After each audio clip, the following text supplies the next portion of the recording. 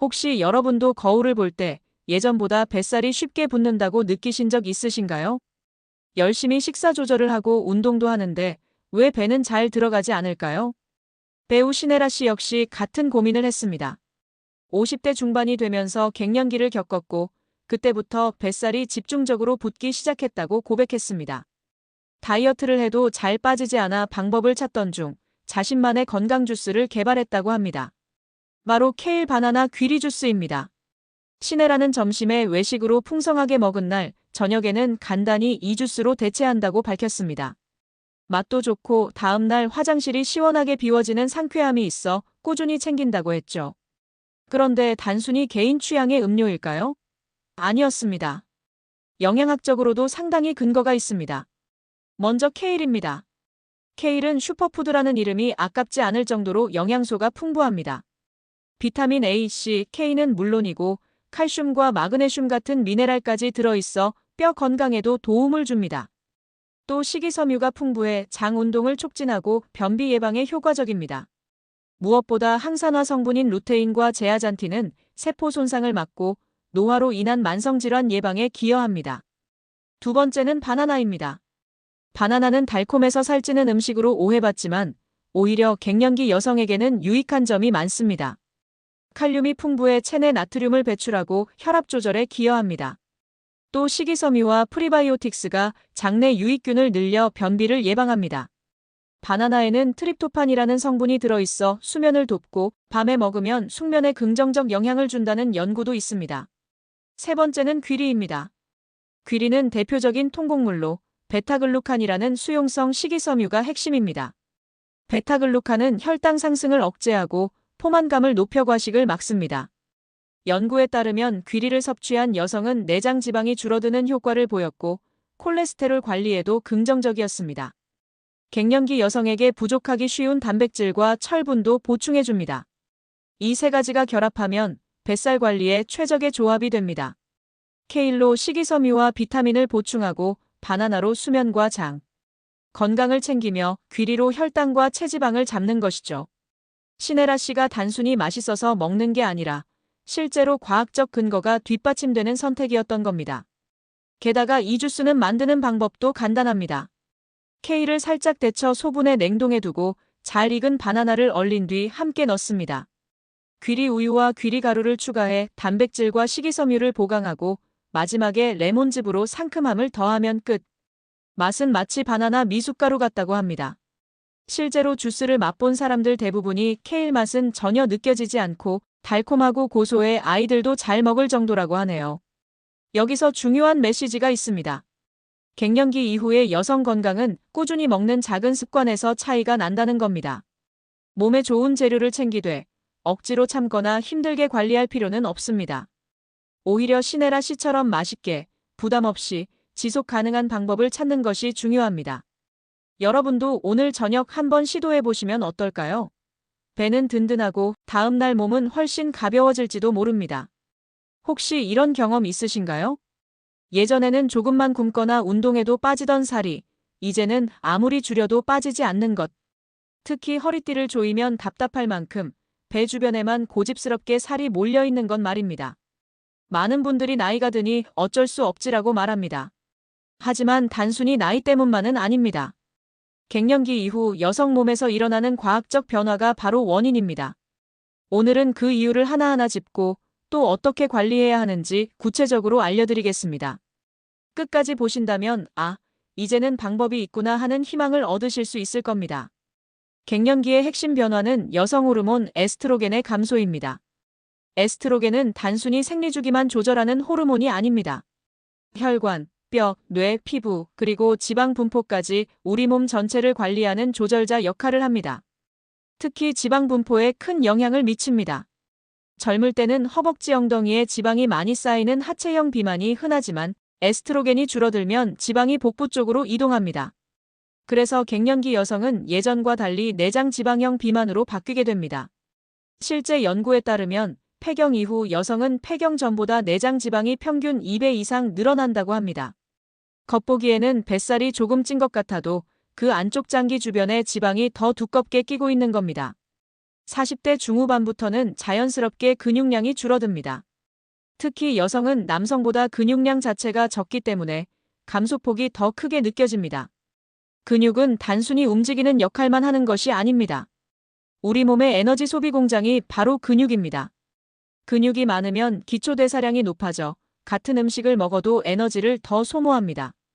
반대로 근육이 줄면 먹은 에너지가 남아서 지방으로 저장되기 쉽습니다. 예를 들어 예전에는 하루 1800kcal를 먹어도 문제가 없었는데 근육이 줄면서 대사량이 1400kcal로 떨어지면 어떻게 될까요? 남는 400kcal는 그대로 지방으로 쌓입니다. 그리고 그 지방은 주로 복부, 즉 내장 지방으로 들어갑니다. 이것이 바로 갱년기 이후 같이 먹는데 나만 찌는 것 같다라는 불평이 나오는 이유입니다. 갱년기에는 호르몬 변화로 감정 기복이 심해집니다. 특히 행복 호르몬이라 불리는 세로토닌 분비가 줄어듭니다. 세로토닌이 부족하면 기분이 가라앉고 스트레스에 더 취약해집니다. 이럴 때 우리 몸은 본능적으로 달콤한 음식을 찾습니다. 빵, 국수, 케이크 같은 단순 탄수화물이 대표적입니다. 먹는 순간 세로토닌이 잠시 올라가 기분이 좋아지지만 곧 혈당이 떨어지며 더 강한 식욕이 생깁니다. 그래서 밤마다 냉장고 문을 열게 되는 겁니다. 단순 탄수화물은 빠르게 소화돼 지방으로 전환되기 때문에 복부 비만의 가장 큰 원인 중 하나입니다. 예전에는 라면 한 그릇 먹어도 괜찮았는데 이제는 금방 뱃살로 간다는 말이 딱 이 상황입니다. 갱년기 여성분들이 흔히 겪는 또 다른 문제는 수면 장애입니다. 밤에 덥고 식은땀이 나거나 자주 깨고 깊이 잠들지 못하는 경우가 많습니다. 문제는 수면 부족이 단순히 피곤함으로 끝나지 않는다는 겁니다. 잠이 부족하면 우리 몸은 코르티솔이라는 스트레스 호르몬을 많이 분비하게 됩니다. 코르티솔은 지방을 복부에 쌓이게 만드는 호르몬입니다. 즉, 잠을 못 자면 바로 뱃살이 늘어나는 구조인 겁니다. 또 코르티솔은 식욕을 자극해 기름지고 단 음식이 더 당기게 만듭니다. 결국 악순환이 반복됩니다. 여기서 중요한 점은 갱년기 뱃살이 단순히 외모의 문제가 아니라는 겁니다. 복부에 쌓이는 내장 지방은 심장과 혈관을 압박하고 각종 염증 물질을 분비합니다. 그래서 고혈압, 당뇨, 고지혈증, 심장질환 같은 대사증후군으로 이어질 위험이 커집니다. 실제로 폐경 이후 여성의 심혈관 질환 발생 위험은 남성보다 높아진다는 연구가 많습니다. 즉, 갱년기 뱃살은 단순한 살이 아니라 건강 적신호일 수 있습니다. 그렇다면 어떻게 관리해야 할까요? 복잡할 것 같지만 작은 습관 변화가 큰 차이를 만듭니다. 첫 번째, 단백질 충분히 섭취하기. 근육이 줄어드는 시기이기 때문에 반드시 단백질을 챙겨야 합니다. 두부, 달걀, 생선, 닭가슴살, 콩류 같은 음식이 좋습니다. 하루 3끼 중 1끼는 단백질 중심으로 식단을 구성하는 것을 권장합니다. 두 번째, 단순 탄수화물 줄이기. 흰쌀, 흰빵, 국수 대신 현미, 귀리, 보리 같은 통곡물을 선택하세요. 혈당이 천천히 올라 포만감이 오래 유지되고 복부 지방 축적을 줄일 수 있습니다. 세 번째, 꾸준한 운동. 근력 운동과 유산소 운동을 병행하는 것이 가장 효과적입니다. 근력 운동은 줄어드는 근육을 지켜주고 유산소 운동은 지방을 태워줍니다. 특히 체어 스쿼트, 빠르게 걷기, 실내 자전거 같은 운동은 무릎 부담이 적으면서도 효과적입니다. 네 번째, 숙면 습관 만들기. 매일 같은 시간에 자고 자기 전 스마트폰이나 TV는 멀리하세요. 또 바나나나 따뜻한 허브차는 숙면에 도움을 줍니다.